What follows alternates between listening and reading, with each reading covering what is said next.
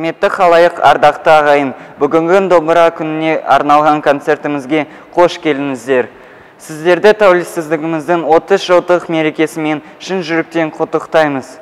Дорогие друзья, добро пожаловать на наш концерт, посвященный Национальному дню домбры.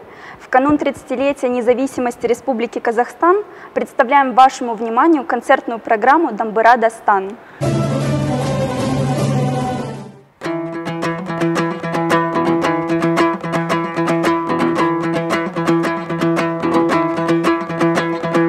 Қарақ сауылыма келгенде, үлпілдеген қара жерге түскенде, домбырамды алармын, жүрек сазын шалармын, қайғырғанда еш айтпай.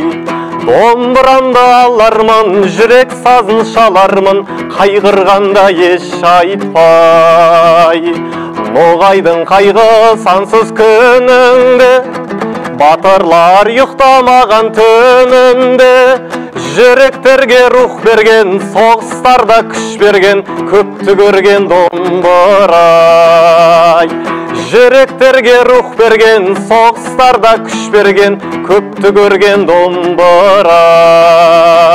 Ей домбыра, ей домбыра, қолым алсам сыр шертетін ғасырдан, шанағына талай тарих жасырған, қазынасы түркінің дүбірі бар жылқының қасиетті домбыра. Қазынасы түркінің дүбірі бар жылқының қасиетті домбыра.